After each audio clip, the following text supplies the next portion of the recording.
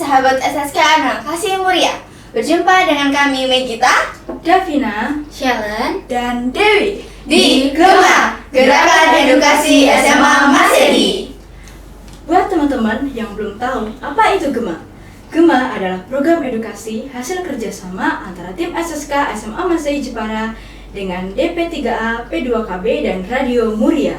Di program GEMA ini kita akan belajar banyak hal menarik tentang isu kependudukan supaya semakin banyak kita tahu, semakin kita berilmu. Nah, kali ini kita akan membahas dan belajar bersama sebuah topik menarik, yaitu tentang stop normalisasi bullying. Oke teman-teman, jadi aku mau jelasin sedikit nih, apa itu bullying. Pasti kalian penasaran kan? Iya nih, kita penasaran banget. Oke, aku jelasin dulu ya. Bullying atau perundungan bukan sekedar main-main atau hal umum di masa remaja. Itu bukan pula candaan anak sekolah atau ritual agar tumbuh dewasa. Tahu nggak sih, bullying bentuk kekerasan psikologis dan sosial yang dapat meninggalkan luka. Jadi bahaya banget ya kalau kita melakukannya.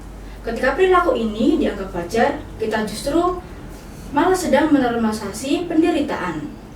Tetapi ketika kita membiarkan dan menganggap wajar perbuatan tersebut, secara tidak langsung kita mengizinkan luka mental yang bisa menetap seumur hidup di dalam hidup kita.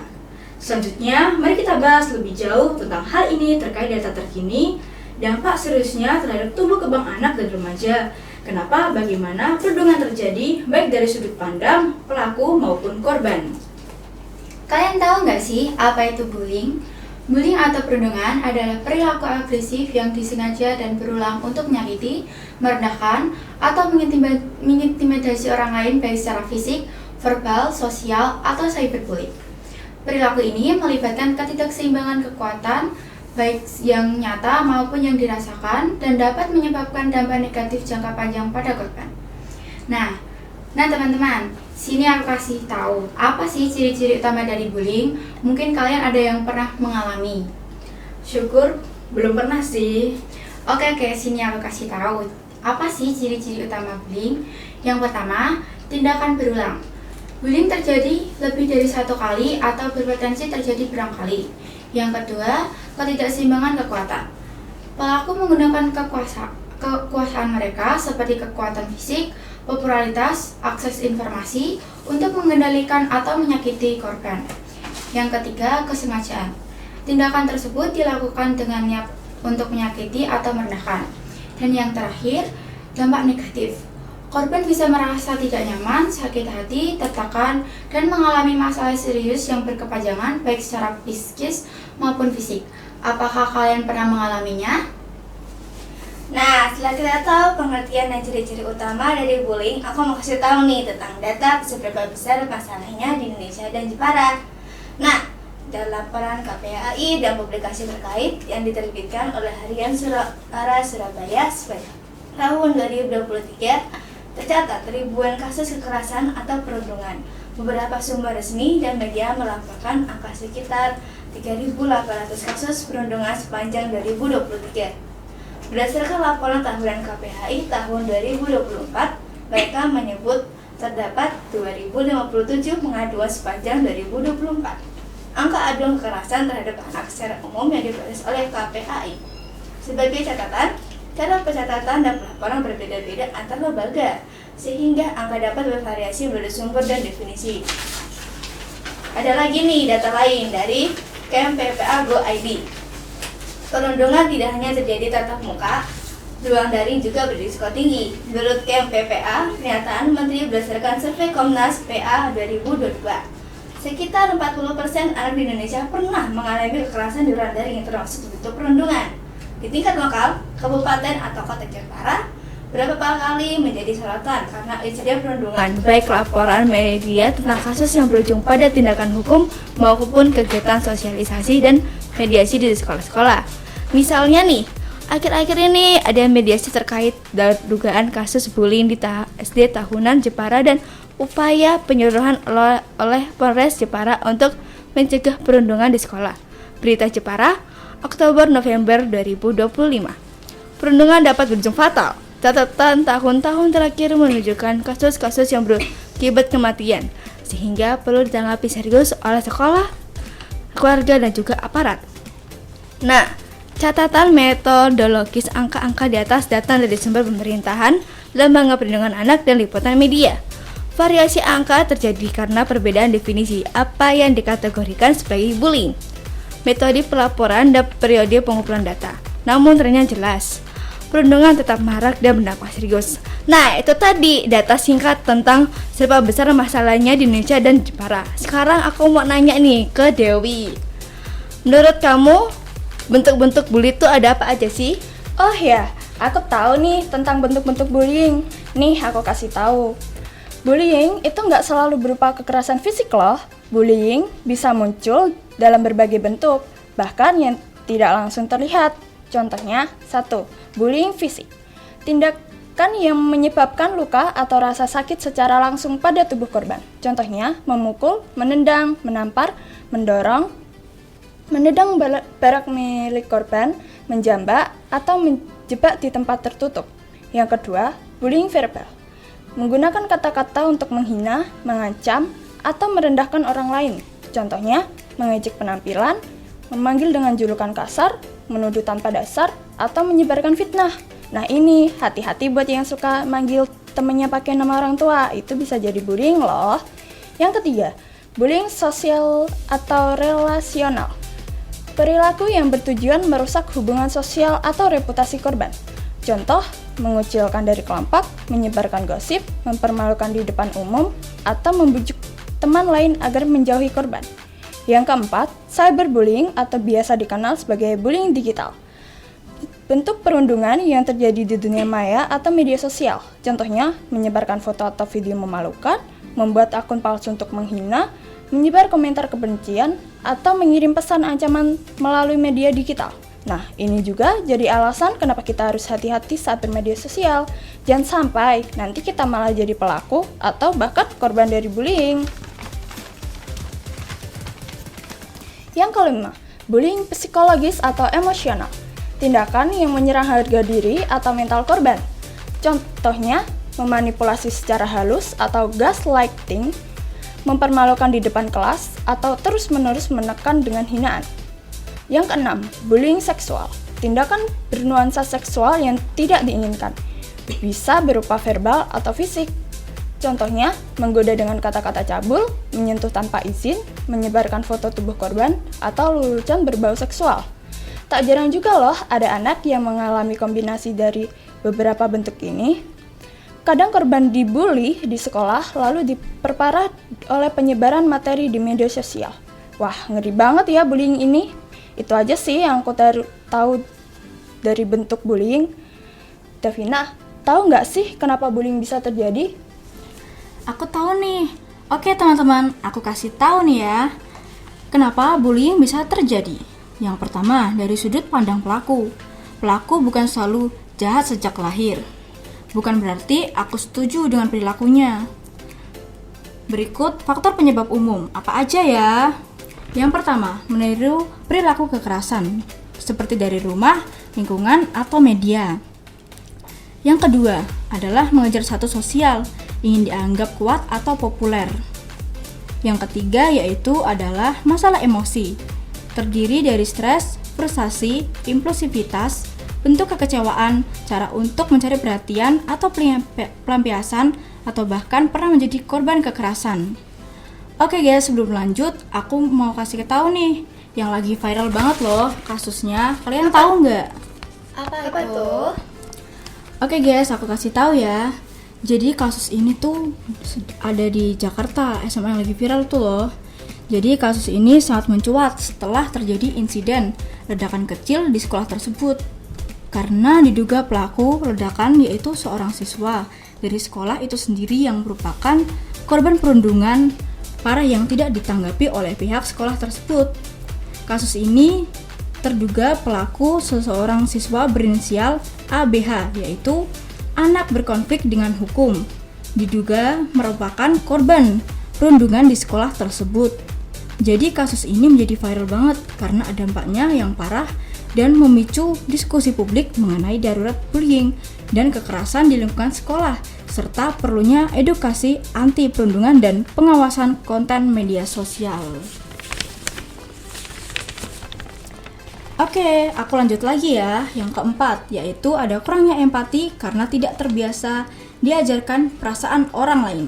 Yang kelima, ada lingkungan permisif. Apa sih itu? Orang dewasa tidak memberi batasan jelas. Lingkungan yang membiarkan atau meremehkan perilaku agresif, bahkan ikut menertawakan. Yang terakhir, ada norma budaya, ada sekse. Terkadang stereotip gender atau norma yang memperkuat perilaku penindakan orang lain. Nah, selanjutnya dari sudut pandang korban nih. Faktor kerentanan yang membuat seseorang jadi target. Apa aja ya diantaranya? Yang pertama ada perbedaan, terdiri dari fisik, ekonomi, orientasi, penampilan, prestasi akademik, atau perilaku dianggap aneh. Yang kedua adalah sikap pasif atau kurang dukungan. Anak yang punya sifat pendiam atau tidak berani melawan serta kurang punya dukungan dari keluarga atau teman lebih rentan dieksploitasi. Yang ketiga ada lingkungan yang toleran. Jika guru atau orang dewasa menganggap perundungan sebagai hal yang biasa, korban tak mendapat perlindungan. Yang terakhir yaitu rendahnya literasi digital. Data menunjukkan ruang digital adalah area beresiko tinggi bagi anak untuk menjadi korban dan mereka tidak tahu cara melindungi dirinya di dunia maya. Nah teman-teman, sekarang aku mau kasih tahu nih bagaimana perundungan menyebar dan dinormalisasi. Bully menjadi normal ketika ejekan dan penghinaan dianggap hobinya anak-anak. Orang dewasa berkata, itu cuma bercanda. Bahkan teman, guru, atau orang tua sedang mengabaikan sinyal. Media sosial membesar efek satu hinaan bisa menjadi viral. Terkadang ejekan semakin didukung dengan like dan komentar negatif sehingga menjatuhkan mental korban. Kurangnya pendidikan empati dan tanpa kebijakan sekolah yang tegas. Perundungan berulang menjadi struktur sosial di kalangan murid. Ditambah lagi adanya pembiaran disertai sikap tak acuh pada perlakuan perundungan.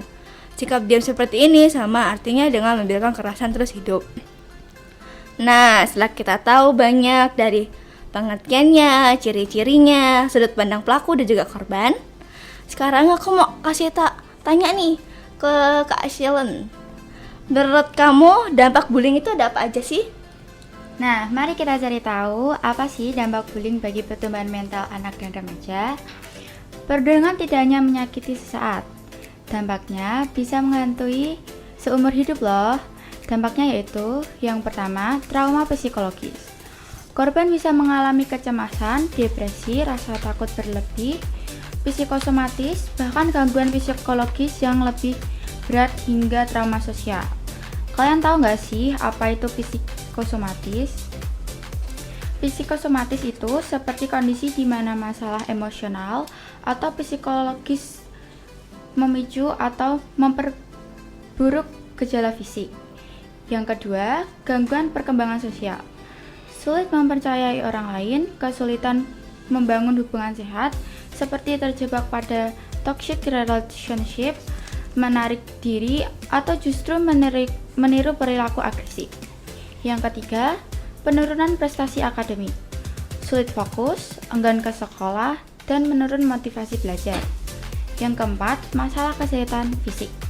Sakit kepala, gangguan tidur, cedera langsung dari kekerasan fisik atau penurunan daya tahan tubuh akibat stres. Dan yang terakhir, resiko bunuh diri. Pada kasus berat, korban dapat merasa tak berharga dan kehilangan harapan. Nah, sekarang aku mau kasih tahu nih kasus yang sedang viral di Jakarta.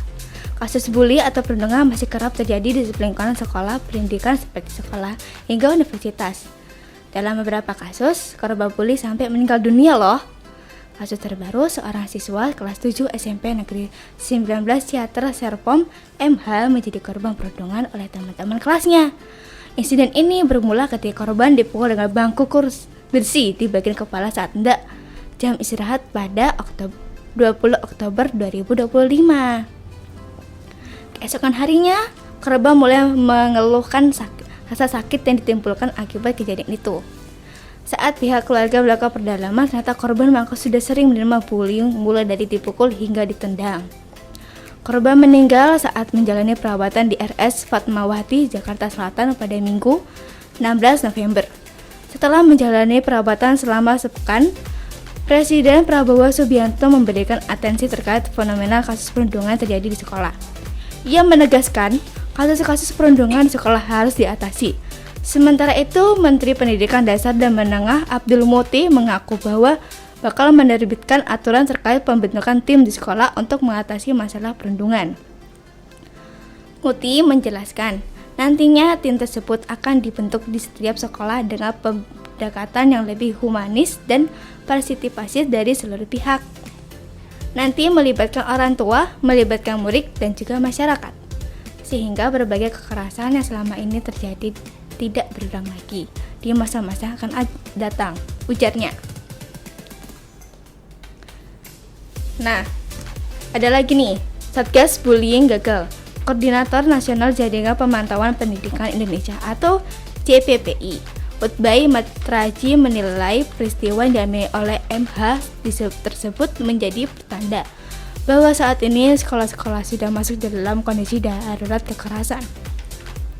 Menurutnya, hal ini juga menandakan negara telah gagal dalam melindungi peserta didik karena aksi kekerasan itu justru terjadi di lingkungan sekolah yang seharusnya menjadi tempat paling aman bagi anak-anak. Apabila, kata dia, berdasarkan informasi yang dapat, aksi kekerasan itu bukanlah kejadian baru, melainkan sudah terjadi sejak masa pengenalan lingkungan sekolah MPLS pada Juli. Ini bukan sekedar kelalaian, tetapi bentuk nyata kegagalan negara memastikan sekolah aman. Anak kehilangan nyawa, dan itu terjadi setelah berbulan-bulan pembiaran, ujarnya. Ubaid mendesak Medikdesma serta seluruh pemerintah daerah untuk mengevaluasi kerja serta pencegahan dan penanganan kekerasan di tingkat provinsi maupun kabupaten atau kota. Menurutnya, dalam kasus MH, kerja Satgas tersebut tidak optimal karena melakukan pembiaran sehingga kasus perundungan yang terjadi tidak ditangani dengan baik. Selama ini, kinerja Satgas tidak jelas, anggota menerima fasilitas dan anggaran, tetapi hasilnya kerjanya tidak kelihatan. Kasus-kasus kekerasan justru meningkat, ujarnya. Selain itu, JPPI juga menyatori lemahnya kinerja Tim Pencegahan dan Penanggulangan Kekerasan atau TPPK di sekolah. Ia menilai pembentukan TPPK hanyalah untuk memenuhi persyaratan administrasi semata. Akibatnya, tim itu, kata dia, tidak bekerja dengan efektif dan berdampak pada banyaknya kasus yang tidak ditangani dengan serius. Pelapor tidak didampingi dan korban tidak mendapatkan perlindungan. Jika TPPK bekerja sebagaimana mestinya, tidak mungkin kita terus melihat korban berjatuhan seperti sekarang. Ini kejadian tidak hanya terjadi di Tangsel, tapi banyak terjadi di beberapa daerah. Jadi jangan sampai tambah banyak korban berjatuhan, ujarnya. Korban perundungan tak dapat perlindungan. Konsultas Yayasan Lentera Anak sekaligus ahli psikologi forensik Reza Intrimit Amlereal menyebut, dalam banyak kasus korban perundungan justru tidak mendapatkan perlindungan dari pihak sekolah. Ia mencontohkan ketika korban-korban perundungan mencoba berani melaporkan kasus yang mereka alami, tidak jarang hal itu justru disepelekan oleh pihak sekolah. Padahal, kata dia, seharusnya sekolah menjadi pihak pertama yang memberikan bantuan. Anak atau korban berkeluh kesah, ini katanya cemen kau, mendramatis keadaan. Senda gurau itu bisa aja dalam pertemanan, guraunya. Kalimat-kalimat yang terdengar indah, tapi sadar atau tidak sadar, pihak yang seharusnya memberikan pertolongan justru melakukan viktimisasi kedua imbuhnya. Sementara itu, Ibai menilai kondisi ini salah satunya juga dipengaruhi oleh kesalahan paradigma dari pertumbuhan Satgas dan TPPK di setiap sekolah. Ia mengatakan saat ini banyak TPPK justru memilih untuk menutupi kasus perundungan ditemukan karena khawatir merusak citra atau kredibilitas dari sekolah. Padahal semestinya menjaga nama baik sekolah itu adalah dengan menciptakan sistem kemudian tanda kelola yang ramah terhadap anak dan anti kekerasan, jelasnya. Jadi kalau ada laporan, bagaimana memprosesnya, bagaimana melindungi korban, bagaimana melindungi saksi, semestinya itu yang dilakukan, sambungnya. Di sisi lain, ia memandang banyak kasus perundungan yang tidak ditangani karena anggota TPPK di sekolah terdiri dari guru-guru yang sudah memiliki beban kerja akademik juga. Hari ini anak-anak kita tidak aman di sekolah. Jika negara tidak segera bertindak, maka tragedi akan terus berulang. Anak-anak harus diselamatkan sekarang juga, ujarnya. Nah, teman-teman, ternyata ngeri juga ya kasus-kasus yang ada di Indonesia dan Jepara. Oke, sekarang apa yang bisa kita lakukan? Langkah pencegahan dan penanganannya. Untuk di sekolah, terapkan kebijakan nol toleransi terhadap bullying yang jelas, baik prosedur, pelaporan, dan tindak lanjut. Program pendidikan sosial emosional dengan menyelenggarakan edukasi, empati, pengajaran empati, resolusi konflik, regulasi emosi, dan literasi digital. Latihan guru mengenali tanda bullying dan menangani kasus dengan pendekatan restoratif dan protektif. Bentuk tim konselor dan guru peduli anak untuk menciptakan lingkungan yang aman untuk melapor tanpa takut dibalas. Monitoring media sosial dan edukasi literasi digital untuk siswa dan orang tua. Sekolah harus bekerja sama dengan Dinas Pendidikan dan Lembaga Perlindungan Anak. Nah, nggak cuma untuk sekolah, ada juga untuk orang tua loh. Yang pertama, bicara isi hari anak. Dengarkan cerita anak setiap hari tanpa menghakimi. Ajarkan empati dan batasan. Yang kedua, perhatikan tanda-tanda fisik atau emosional. Waspadai perbuatan perilaku, contohnya malas sekolah, murung, sulit tidur, perubahan pola tidur atau makan, dan mood. Yang ketiga, bangun komunikasi terbuka, serta bekerja sama dengan guru dan pihak sekolah. Yang keempat, ajarkan penggunaan aman media sosial dan minta untuk melaporkan jika ada yang mengancam atau memalukan mereka. Terus, bangun rasa percaya diri dan empati. Yang keenam, ajarkan cara membela diri secara tegas. Ketujuh, dorongan komunikasi dan dukungan sosial. Yang kedelapan, dan yang terakhir adalah kapan harus melapor. Nah, Davina, kamu ada nggak sih untuk teman sebaya? Ini kan aku untuk peran orang tua nih. Nah, aku ada nih penanganan dan pencegahannya untuk teman sebaya. Nih, aku kasih tahu ya. Yang pertama, jangan ikut tertawa saat seseorang dirundung. Karena nantinya mental anak itu malah takutnya semakin menjadi-jadi nih. Yang kedua, ada jadilah teman yang berani membela korban. Lakukan perbuatan itu di kalangan sekitar atau masyarakat ya. Yang ketiga adalah jadilah saksi yang bertindak. Dukung korban, laporkan pada guru atau orang dewasa. Jangan ikut menyebarkan materi memalukan, karena itu adalah perilaku yang sangat tidak patut untuk dilakukan. Oke teman-teman. Yang terakhir, yang keempat adalah intervensi rekan sejawat, peer intervention. Sering efektif untuk menghentikan tindakan. Itu sih yang aku ketahui. Shellen, kamu ada nggak langkah-langkah tentang pencegahan dan penanganan? Aku ada juga nih penanganan dan pencegahannya. Nggak cuma untuk sekolah, orang tua, dan teman sebaya aja. Ada juga untuk pembuat kebijakan dan masyarakat. Yang pertama, dorong kampanye edukatif dan pelatihan guru dan orang tua. Yang kedua, tingkatkan layanan psikologis di sekolah dan puskesmas daerah, termasuk di Jepara. Perkuat pelaporan dan layanan psikososial untuk korban dan pelaku, berupa terapi perilaku untuk pelaku, konseling untuk korban. Yang keempat, kampanye publik untuk mengubah norma yang menormalisasi perundungan. Dan yang kelima, peningkatan kapasitas tenaga pendidikan di daerah termasuk kabupaten seperti Jepara melalui sosialisasi dan pelatihan yang konsisten.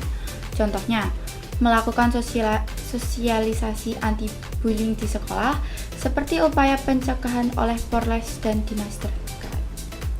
Nah, jadi itu guys, untuk beberapa langkah pencegahan dan penanganannya. Nah, aku ada lagi nih melalui edukasi dan komunikasi. 1. Sosialisasi dan edukasi. Lakukan sosialisasi rutin mengenai bahaya bullying dan jenis-jenisnya. Berikan pemahaman bahwa candaan dan netizen lain adalah bentuk bullying. Edukasi tentang hukum pidana terkait bullying cyber atau UU ITE agar pelaku jera. Bangun komunikasi terbuka. Libatkan orang tua untuk berbicara secara rutin dengan anak mengenai perasaan dan pengalaman mereka di sekolah. Tanamkan pola pikir anti-bullying dengan tidak mengajarkan perilaku seperti meneriaki atau memukul orang lain. Untuk individu dan keluarga, ada 4 nih. Salah satu, bangun kepercayaan diri. Tanamkan kepercayaan diri anak agar perasaan terintimidasi berkurang. Libatkan anak dalam kegiatan ekstrakurikuler untuk mengembangkan hobi dan kemampuan bersosialisasi. Kedua, ajarkan cara menghadapi bullying. Berikan motivasi dan keberanian untuk melaporkan tindakan bullying kepada orang dewasa yang dipercaya. 3. Kelola cyberbullying. Ajak anak berhati-hati memilih teman di media sosial atau privasi dan jangan membalas komentar jahat. Keempat dan terakhir nih, cari dukungan. Jika sudah menjadi korban, jangan memendamnya sendiri. Bagikan perasaan kepada orang yang dipercaya untuk mengurangi emosi negatif. Baik teman-teman, jadi sebelum kita mengakhiri obrolan pada siang hari ini mengenai stop normalisasi bullying, aku mau nambahin sedikit nih mengenai hasil kesimpulan dan pesan untuk penjelasan bullying ini. Jadi, bullying adalah tindakan serius.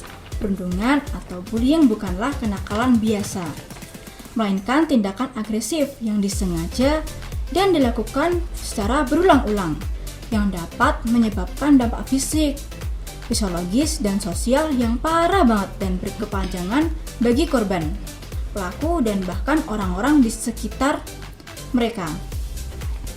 Dan untuk pesannya yaitu adalah jangan diam jika Anda melihat, mengalami, atau mengetahui adanya kasus bullying. Beranilah melapor kepada pihak berwenang, seperti guru, kepala sekolah, orang tua, atau polisi. Karena diam berarti membiarkan kekerasan atau terus terjadi. Stop bullying, mari bersama-sama menciptakan ruang yang aman, nyaman, dan mendukung bagi semua orang untuk tumbuh dan berkembang. Oke, tak terasa 30 menit sudah berlalu. Itulah akhir pembahasan kita hari ini. Semoga ada banyak hal yang dapat kita tangkap dan pelajari bersama. Mohon maaf apabila ada salah kata dari apa yang telah kita sampaikan sepanjang program ini. Kami mohon undur diri dari ruang dengar dan jangan lewatkan program Gema minggu depan di hari dan jam yang sama. Terima kasih sudah mengikuti program ini. Sampai berjumpa kembali minggu depan. Tuhan memberkati.